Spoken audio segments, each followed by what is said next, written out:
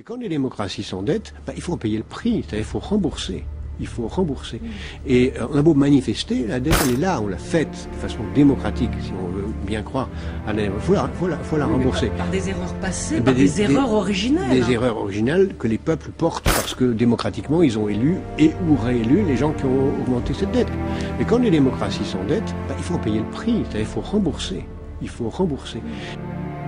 Pourquoi la France a-t-elle perdu en quelques années 40% de sa force de frappe industrielle ? Eh bien, il faut se souvenir que cette évolution a été, sinon souhaitée, du moins acceptée pendant très longtemps. L'industrie française a perdu près de 100 000 salariés en 3 ans. Alors, la France va-t-elle devenir un pays sans usine ? Puisqu'on parle d'entreprise, ce coup de massue pour 103 des 140 employés d'un équipementier automobile. Leur poste a été supprimé. Et s'ils veulent garder leur emploi, ils doivent partir en Pologne. Des ingénieurs, pour la plupart, qui ne comprennent pas la décision du groupe américain, d'autant que le site alsacien est rentable. Un reclassement à poste égal à Cracovie, mais un salaire divisé par plus de la moitié. Les 2 derniers hauts fourneaux d'ArcelorMittal, rescapés de 20 ans de désindustrialisation en Lorraine. Ici, les maires des petites communes se sont habitués aux fermetures d'usines, aux délocalisations d'entreprises, et à tous ces sites abandonnés. C'est au téléphone qu'Édouard Martin apprend la nouvelle qu'il redoutait. Les 2 hauts fourneaux de Florange vont bien fermer. La direction d'ArcelorMittal vient de le confirmer lors du comité central d'entreprise. Que ce soit dans le textile, la métallurgie ou bien la chimie, depuis 3 ans, près de 900 usines ont fermé leurs portes en France, entraînant la disparition de 100 000 emplois industriels. Une des zones les plus touchées, c'est ici même, dans le sud de l'Oise. L'usine du Havre-Sandouville est une usine d'assemblage. On y reçoit tous les éléments de la future R16. En 1966, Renault produisait encore l'essentiel de ses voitures en France. Aujourd'hui, le constructeur ne produit plus que 20% de ses modèles dans l'Hexagone. Le reste a été délocalisé.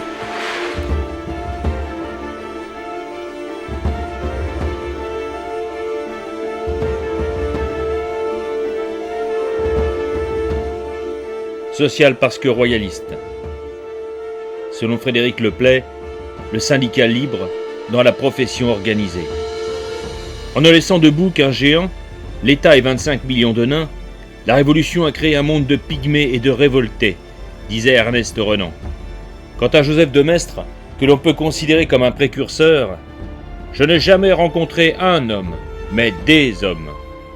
À chaque peuple correspond une tradition, une culture, une politique, aussi différente des autres par son histoire, ses mentalités et ses climats, que son destin historique et métaphysique.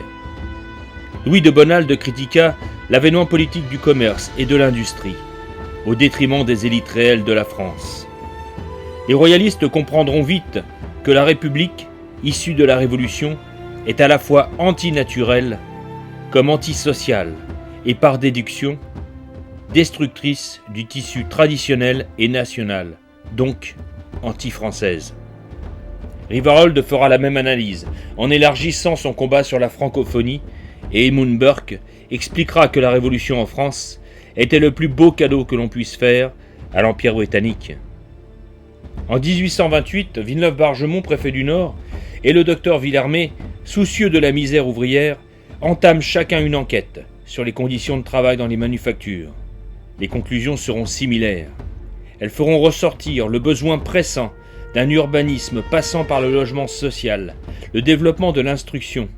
Étant donné la destruction des écoles sous la Révolution, la République n'ayant que faire de la culture, la lutte contre l'alcoolisme et une amélioration des conditions de travail tout en revoyant les salaires. Une équipe se forme avec Armand et Anatole Demélin, Benoît Dazy, Montalembert, Falloux, tous royalistes, dans une France lassée des exactions révolutionnaires et républicaines, et fortement royaliste vu les résultats électoraux. Une multitude de lois sociales sont proposées, et souvent pour restituer au monde ouvrier ce qu'on lui avait volé en 1789. Les vainqueurs de la monarchie sont trop contents de profiter d'une main-d'œuvre sans protection et corvéable à merci. L'opposition royaliste continue néanmoins, imperturbable, à soulager la misère ouvrière, devant l'hostilité haineuse des parvenus de gauche et de droite républicaine, attachés aux fruits juteux du capitalisme. Et puis, la République n'est pas la royauté. Elle peut massacrer le peuple au nom de la sacro-sainte liberté, du plus fort.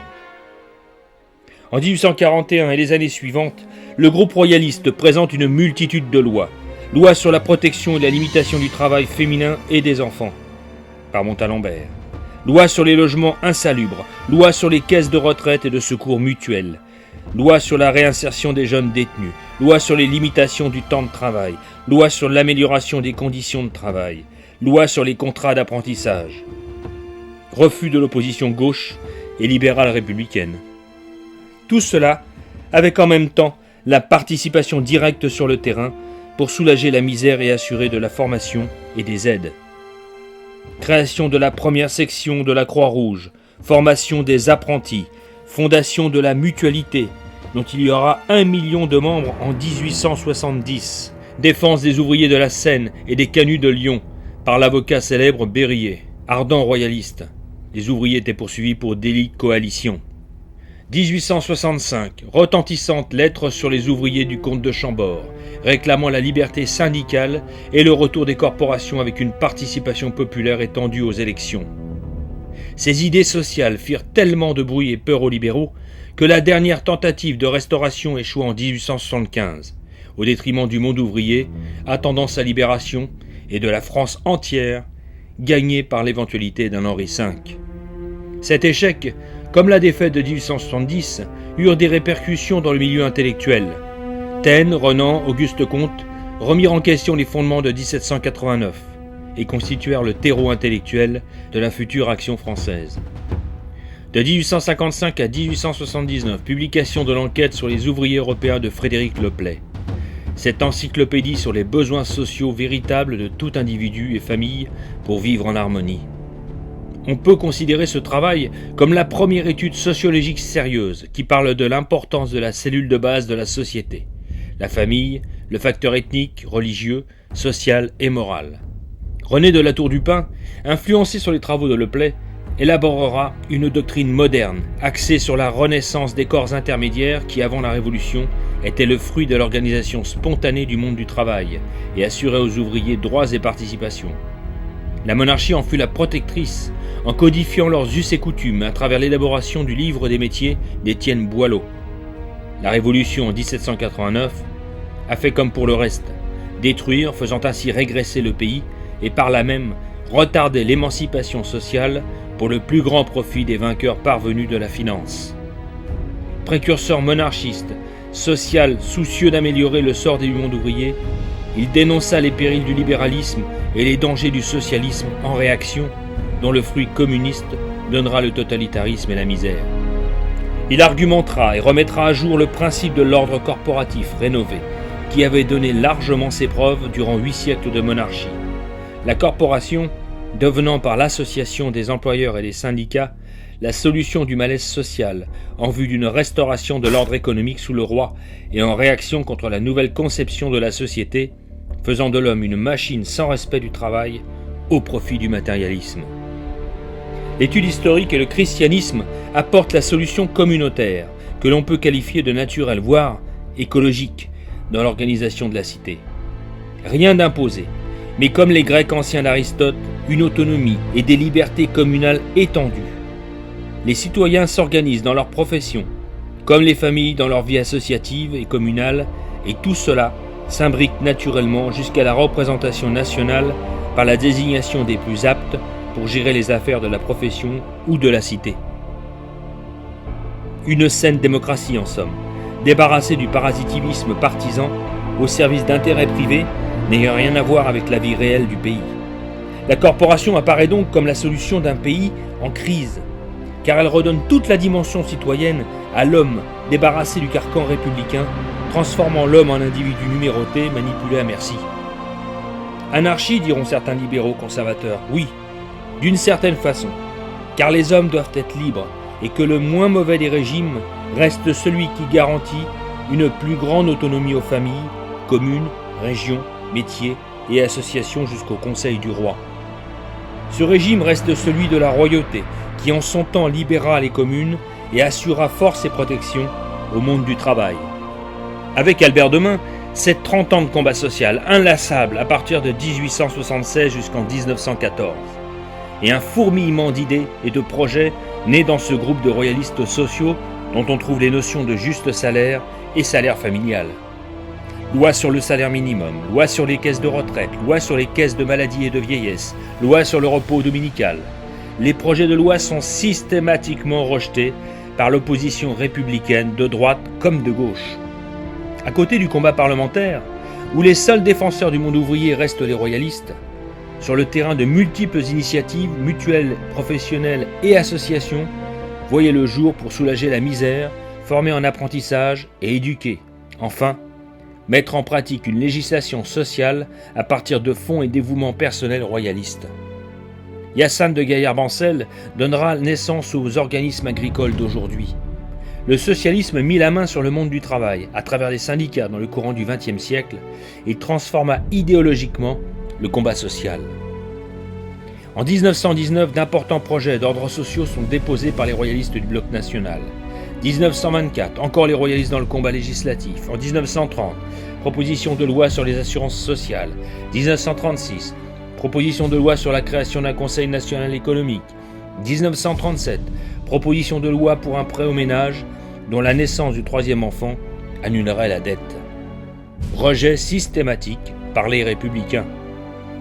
Le Front populaire reprendra à son compte les vieux projets de loi des royalistes et s'en attribuera les mérites, éliminant ainsi les royalistes par la même occasion qui garderont néanmoins l'influence intellectuelle dans le domaine social.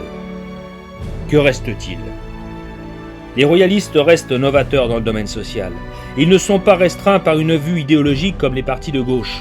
Ils savent par expérience et connaissance historique que seule la monarchie peut tempérer une certaine forme de libéralisme et de socialisme dans l'autonomie du monde du travail et la justice sociale. La gauche n'a rien inventé. Elle a recopié et appliqué les lois sociales royalistes qu'elle avait depuis la Révolution refusées aux ouvriers.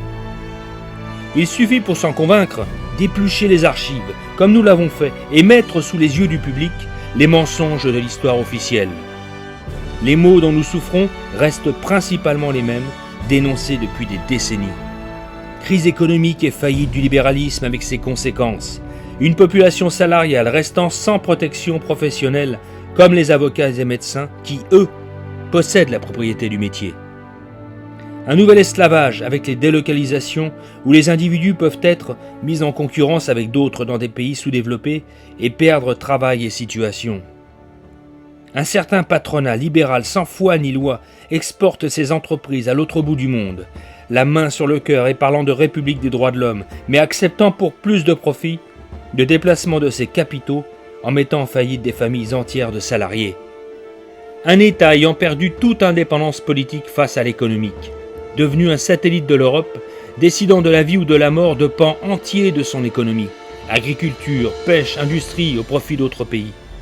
Un syndicalisme ne représentant plus le monde du travail, mais la politique, et dont les adhésions fondent comme neige au soleil. Un État sacrifiant son peuple, en acceptant que la misère du monde vienne s'implanter ici. Une politique suicidaire en matière de démographie, un État républicain, surendetté dans une marche vers l'abîme et le néant. La plupart des lois sociales instituées, Conseil économique et social, Sécurité sociale, participation, loi des 8 heures, n'ont pas l'étendue réelle et l'autonomie dont les royalistes rêvaient qu'elles puissent avoir dans un véritable pays libre. Ces lois furent limitées par le système républicain, les restreignant pour en garder le contrôle, comme pour la décentralisation. Alors même, si toutes les formes de gouvernement possèdent leurs contraintes, il reste des gouvernements destructeurs par essence et d'autres dont les bases restent humanistes. Retrouvons les racines de l'arbre de vie, d'où notre France fut le fruit, et libérons-nous. Notre jour viendra.